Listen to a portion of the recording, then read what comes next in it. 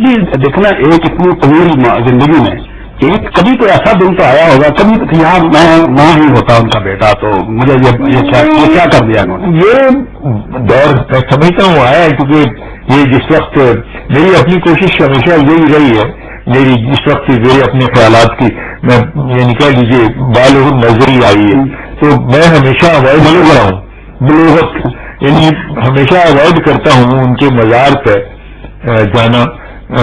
جس وقت کے کوئی اس سے اہم شخصیتیں آئی ہوں۔ بعض اوقات یہ حکومت نے یہ کوشش کی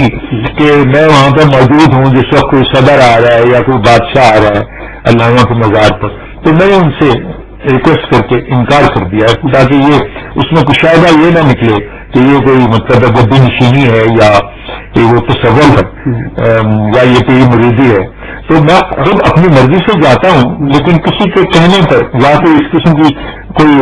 حکومت کے طور پر اگر وہ مجھے میوزیم پیس کی طرح کوئی عجائب گھر کے کسی اسٹیچو کے طور پر پیش کرے، تو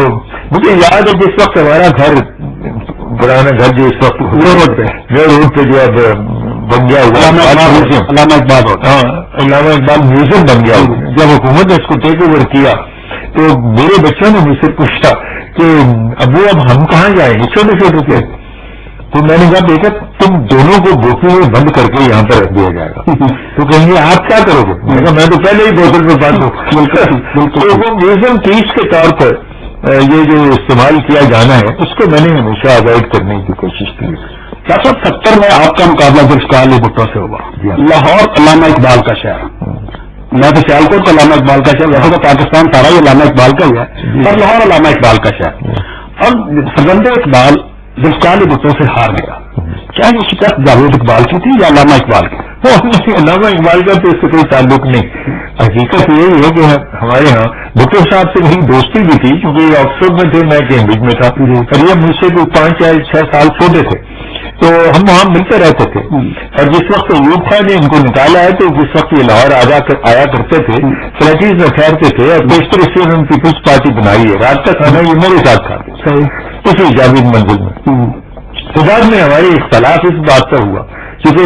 میں نے انہیں کہا کہ آپ نے جو بھی سوشلزم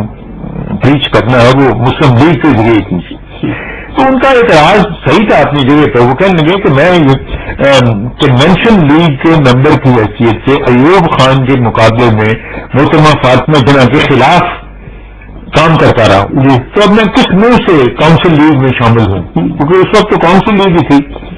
تو خیر اس کا ہمارا اختلاف اسی بات پر ہوا، تو میں نے ان کے خلاف کنٹیسٹ کیا، کاؤنسل لیگ کے ٹکٹ پر میں کھڑا ہوا، اس ایک آندھی چلی تھی کہ روٹی کپڑا اور مکان، اور یہاں پر سب سے بڑا مسئلہ تو مسلمانوں کا روٹی کا مسئلے کا ہی حل ہے، پاکستان کو وجود میں لانے کے لیے جو بھی علامہ اقبال نے خطوط قائد اعظم کو لکھے ہوئے ہیں وہ اس میں سارا ایمفیسس بھی کیا ہوا ہے کہ جب تک مسلمانوں کی روٹی کا مسئلہ طے نہیں ہوتا یہ آپ کی تحریک جو ہے اس میں کوئی جان نہیں پڑ سکتی، تو روٹی کے مسئلے کی طرف پہلی دفعہ توجہ دلانے والی شخصیت بھٹو صاحب کی تھی، تو نیچرلی ان کے پیچھے تو کافی لگ گیا۔ تو حقیقت یہی ہے کہ اس زمانے میں جس قسم کی آندھی چلی تھی اس میں ان کے مقابلے میں کوئی بھی نہیں ٹھہر سکتا تھا، کیونکہ یہ ایک سلوگن ایسا تھا جو کہ عوام کو اپیل کرتا تھا۔ تو ڈاکٹر صاحب وہ دیکھیں نا الیکشن ختم ہو گیا، آپ کی بچوں سے دوستی بھی تھی، پھر ملاقات کبھی ہوئی؟ کیا باتیں ہوئی؟ بہت ملاقاتیں ہوتی رہی، پہلی سب سے پہلی چیز تو یہ ہوئی کہ جس وقت میں الیکشن ہار گیا تو اس وقت میرے اپنے جو بعض بزرگ احباب تھے، بزرگ کہہ لیں احباب کہہ لیں، انہوں نے مجھے کہا کہ اس سیاست سے باہر نکلو، یہ تمہیں سوٹ نہیں کرتی چیز، وائی ڈونٹ یو بیکم جج آف دا ہائی کورٹ۔ سب سے زیادہ اعتراض کرنے والے بعض میرے احباب تھے، بزرگ احباب، سپریم کورٹ کے جج صاحبان، تو اس کے بعد میں پھر محسوس کیا میں نے بھی اپنی جگہ پہ کہ میں سیاست دان کی حیثیت سے اس ملک میں آپریٹ نہیں کر سکتا، یہاں جس قسم کی ہماری قوم ہے اسی قسم کی سیاسی لیڈر ہونے چاہیے، میرا اس قسم کا میں زیادہ تر بنیادی طور پر فکری قسم کی شخصیت، تو میں سوچا کہ بہتر یہ کہ میں میدان چھوڑ لوں، تو مجھے یحییٰ خان صاحب نے جج مقرر کیا تھا، پر میری کنفرمیشن ہر سال کے بعد ہوتی ہے، جج 1 سال کے لیے ہوتا ہے، اس کے بعد کنفرمیشن اس لیے ہوتی ہے، اس زمانے میں بھٹو صاحب نے مجھے کنفرم کرنا تھا، انہوں نے آیا شورش کے ہاتھ پیغام بھیجا کہ اس کو کہو کہ یہ دم کرنے میں بیٹھ کے لوگوں کی زندگیوں کے فیصلے کرتا ہے تو پارلیمنٹ میں بیٹھ کے قوم کا فیصلہ کیوں نہیں کرتا؟ تو میں اس کو کہو کنفرم نہ ہو اور جس ٹکٹ پہ آنا چاہتا ہے اسمبلی میں میرے ساتھ آ کر بیٹھے. تو آغا صاحب ان کا پیغام لے کے آئے تو میں نے انہیں کہا نہیں میں سیاست میں نہیں آؤں گا, مجھے خیال ہے کہ میں اس قابل نہیں ہوں. تو انہوں نے پھر ان کو فون کر دیا, انہوں نے مجھے کنفرم کر دیا. پھر اس کے بعد انہوں نے سوچا ہوگا شاید بھٹو صاحب نے کہ اس کا ججی کی طرف رجحان ہے, یہ ادھر چلا گیا ہے. تو جس وقت انہوں نے سردار اقبال صاحب کو نکالا ہے اس کے لیے قانونی بازی بتا کی گئی, تو اس وقت بھی یا بختیار صاحب اٹارنی جنرل تھے, یہ آئے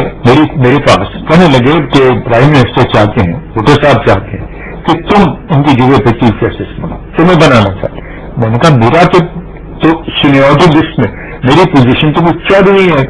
تو میں تو نہیں چاہتا کہ اپنے احباب کو سپر سیڈ کر کے چیف جج بن جاؤں.